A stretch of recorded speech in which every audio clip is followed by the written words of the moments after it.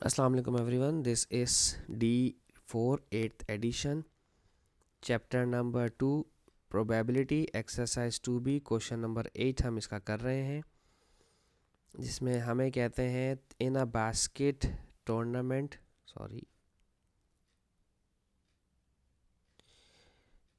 In a basket tournament 3 of the participating teams are alpha, beta, gamma.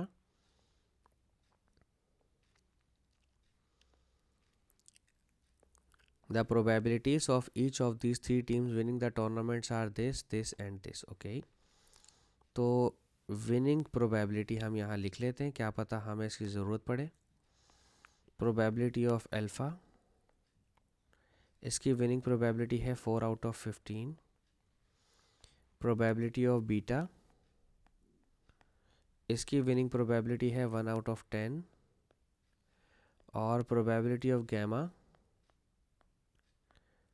इसकी winning probability है 1/5। ठीक है। Only one team can win the tournament. ठीक है जी। Explain why there are more than 3 teams. Explain why there are more than 3 teams in the tournament. ऐसा क्यों है कि हमारे पास इन 3 टीम से ज़्यादा होंगी टीम्स यहाँ पर। तो चेक कर लेते हैं, इन सबको प्लस कर लें।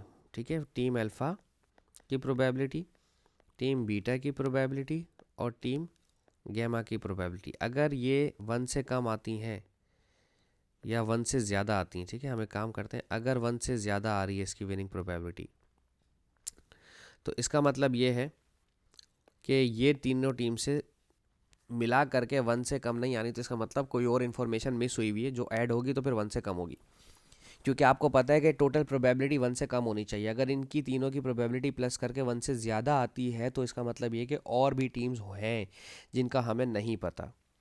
4/15 प्लस 1/5 प्लस 1/10, इन सबको 30 बनाते हैं। ठीक है, क्योंकि 30 इनका एलसीएम आ रहा है। 15 के टेबल में 30 आता है 2 पर, इसको 4 से मल्टीप्लाई करवाना है। 5 के टेबल में 30 आता है 6 पर, इसको ऊपर वाले न्यूमरेटर से मल्टीप्लाई करवा दें। 10 के टेबल में 30 आता है 3 पर, इसको ऊपर वाले 1 से मल्टीप्लाई करवा दें। 2 4 ज़ा 8 प्लस 6 1 ज़ा 6 प्लस 3 1 ज़ा 3 अपॉन 30। तो ये तो कम ही आ रहा है हमारे पास, लेस देन आ रहा है। 8 9 10 11 11 और 7 17 17/30, जो कि ग्रेटर देन 1 नहीं आ रहा, ये लेस देन 1 ही आ रहा है।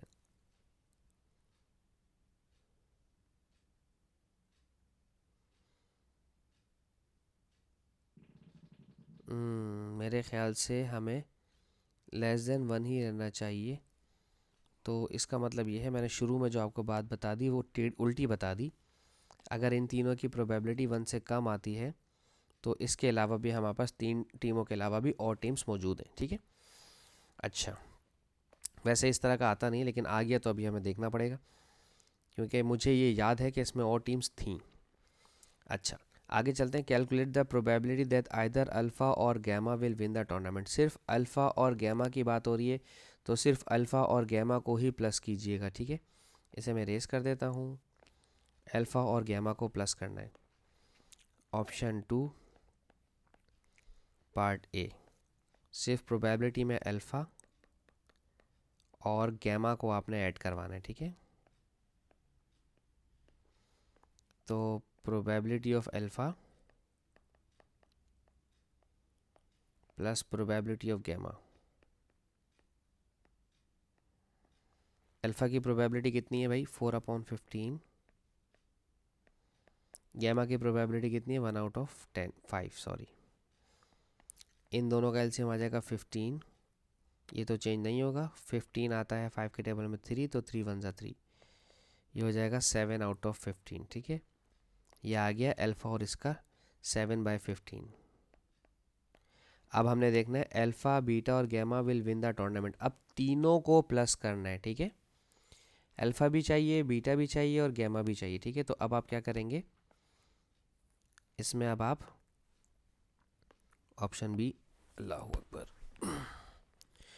ऑप्शन बी में है probability of alpha plus probability of beta plus probability of gamma, इन तीनों को प्लस कर दें। अल्फ़ा की प्रोबेबिलिटी 4/50, ये तो पहले भी निकाला है ना मैंने, 17/30। इसमें आ रहा था हमारे पास 17/30 और विच इज़ लेस देन 1, तो हम इसको लिखने की ज़रूरत ही नहीं है, बस मैं इसको ऐसे ही लिख देता हूँ 17/30। ठीक है, ये मैं पहले भी पार्ट में करवा चुका हूँ। ठीक है, 17/30। ओके, अब ऑप्शन नंबर सी है हमारे पास, neither alpha nor gamma will win the tournament. तो अभी हम बीटा को माइनस नहीं करेंगे, या हम ये नहीं लिखेंगे कि बीटा की प्रोबेबिलिटी है। क्यों? क्योंकि बीटा अल्फ़ा और गैमा के अलावा और भी टीम्स हैं हमारे पास जो यहाँ खेल रही हैं। तो अभी अगर हमारे पास ऑप्शन नंबर सी में ये है कि नीदर या neither whatever it is, neither alpha nor gamma, हमें ये दोनों ही नहीं चाहिए अगर, तो हमें टोटल प्रोबेबिलिटी जो हमारी 1 होती है, 1 में से हमें सिर्फ इन दोनों को ही माइनस करना है, प्रोबेबिलिटी ऑफ अल्फ़ा और प्रोबेबिलिटी ऑफ गैमा, जो कि मैं पहले ही शायद निकाल चुका हूँ, कहीं मुझे याद आ रहा है, ये रहा अल्फ़ा और gamma will win the tournament, वो हमने पहले ही सॉल्व किया हुआ है। तो 1 - 7/15 जो कि हम अल्फ़ा और गैमा को प्लस करके निकालेंगे, जो ऑलरेडी पार्ट 2 के ए में कर चुका हूँ। 15 × 1 = 15, 15 - 7 कितना होता है? 8/15, तो ये आ गया 8/15। हम इसको यहाँ लिख लेते हैं। ठीक है, अच्छा अब हमारे से पूछा है क्या कि none of these 3 teams will win the tournament. अब तीनों ही नहीं जीती हैं टीम्स, तो आई एम सॉरी, अब आपने माइनस करवाना है तीनों ही टीम्स को। इन्होंने क्या पूछा है, ऑप्शन नंबर सी नहीं सॉरी डी में क्या पूछा है, none of the 3 teams win the tournament, none win, कोई भी नहीं जीता ना। तो आप क्या लिखेंगे, 1 में से माइनस करवा देंगे इन तीनों की विनिंग प्रोबेबिलिटी को, P of A, probability of beta and probability of gamma. और क्या हमने इसको पहले सॉल्व किया है कहीं पर, तीनों टीम्स की जीतने की प्रोबेबिलिटी कहीं लिखी हुई है? ये रही, अल्फ़ा बीटा और gamma will win the match, ये तीनों की आ गई, तीनों की ऐड करके प्रोबेबिलिटी 7/30 आ रही है। ठीक है, -17/30, सॉरी मैंने गलती से 7 कह दिया होगा। 30 × 1 = 30, 30 - 17/30, तो 30 में से 17 माइनस करें तो कितना बचेगा, 3 और 1 10, 13, 13/30। ठीक है, अच्छा अभी क्या है आगे, ओके ये कह रहे हैं without doing any calculations explain why probability of neither alpha nor gamma wins. हमारे पास neither alpha nor gamma wins, ये प्रोबेबिलिटी सी वाली की बात हो रही है। ठीक है, इसकी बात हो रही है।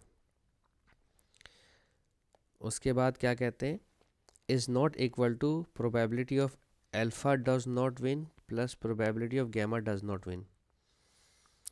अच्छा, इसकी प्रोबेबिलिटी और बराबर नहीं होगी अगर मैं इन दोनों की प्रोबेबिलिटी को निकालूं। अच्छा देखिए, असल में मसला पता है क्या है कि यहाँ पर और भी टीम्स होंगी हमारे पास। ठीक है, तो हमने जब ये वाला पार्ट सी सॉल्व किया था तो मैंने 1 में से इसको माइनस किया था।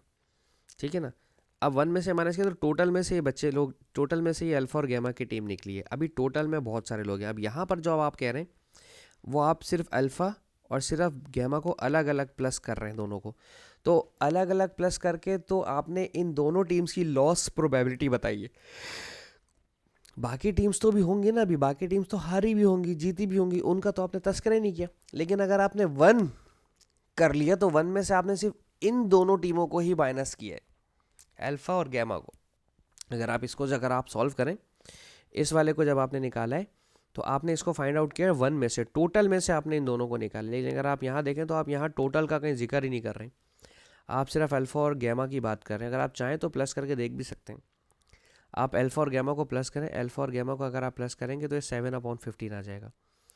ठीक है ना। हाँ, ये 7/15 आता है और ये हमारे पास आंसर क्या आ रहा है 8/15। तो दोनों आंसर आपस में इक्वल नहीं, क्योंकि उन्होंने कहा था विदाउट डूइंग एनी कैलकुलेशन, हमने कैलकुलेशन नहीं की, रीज़न आपको समझानी थी। ठीक है जी, होप सो मैं आपको समझाने में कामयाब रहा हूँ। Thank you so much for watching my channel. अल्लाह हाफिज़।